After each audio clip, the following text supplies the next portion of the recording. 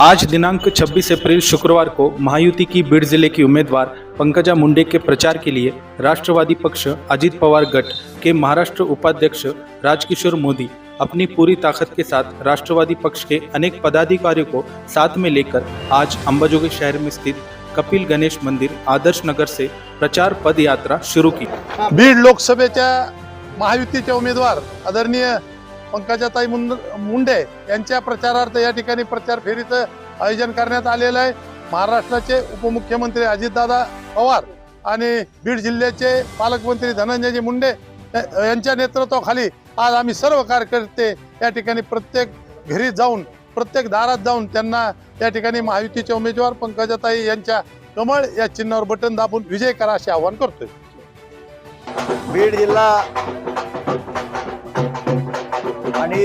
बीड मतदारसंघातील लोकसभेचे उमेदवार पंकजाताई गोपीनाथराव मुंडे यांच्या प्रचारार्थ अंबाजोगाई शहरामध्ये आज महायुतीच्या सर्व घटक पक्षाच्या अंबाजोगाई शहरातील नेत्यांनी या ठिकाणी आज प्रचार फेरी आयोजित केलेली आहे। आदर्श कॉलनी या परिसरामध्ये ही फेरी आता चालू आहे। आमच्या पक्षाचे महाराष्ट्राचे उपमुख्यमंत्री आमचे नेते आदरणीय अजितदादा पवार साहेब, राज्याचे प्रदेशाध्यक्ष आदरणीय तटकरे साहेब आणि आमचे बीड जिल्ह्याचे पालकमंत्री आमचे बंधू सन्माननीय धनंजयजी मुंडे साहेब यांच्या आदेशानुसार आज या ठिकाणी आम्ही सर्व राष्ट्रवादीची मंडळी आणि महायुतीचे सर्व घटक पक्षाचे सर्व नेते मंडळी आज शहरातील सर्व मतदार बंधू आणि भगिनींना विनंती करत आहोत की येत्या 13 तारखेला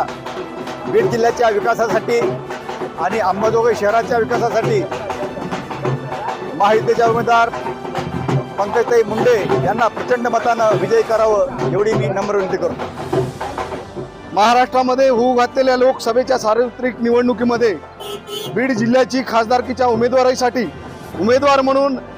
या जिल्ह्याच्या नेत्या आदरणीय पंकजाताई मुंडे या उभारलेल्या आहेत आणि आम्ही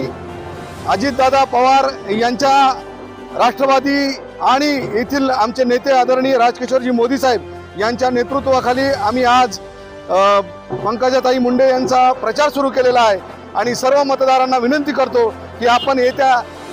13 तारखेला 13 मेला कमळ या निशाणीवर बटन दाबून पंकजाताई यांना जास्तीत जास्त मताने विजय करावा एवढी विनंती करतो। या ठिकाणी आपण प्रातिनिधिक स्वरूपात मान्यवरांचा सन्मान करून या